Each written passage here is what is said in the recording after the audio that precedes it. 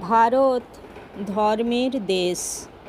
এখানে ধর্মকে বাদ দিয়ে কোনো কিছু করলে তা ব্যর্থ হতে বাধ্য।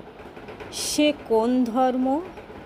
বিবেকানন্দের ধর্ম ভারতে তখনকার দিনে প্রচলিত কুসংস্কারে ভরা ধর্ম নয়। সে ধর্ম জাতপাতের তোয়াক্কা করে না।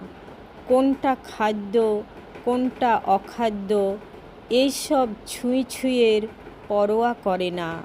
সে ধর্ম অন্য ধর্মের মানুষের সঙ্গে হাতে হাত মিলিয়ে চলতে পারে, ঘৃণা করে না অপরকে, নিজেকে আটকে রাখে না গণ্ডিতে। বিবেকানন্দের ধর্ম বিশ্বাস করে প্রেমে, বিশ্বাস করে মানুষের শক্তিতে, বিশ্বাস করে আত্মবিস্তারে, বিশ্বাস করে নবজন্মে।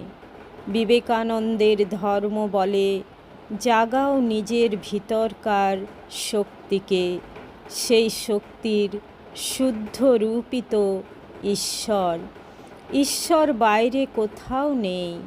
তিনি আছেন তোমার মধ্যে, আমার মধ্যে, সকল মানুষের মধ্যে।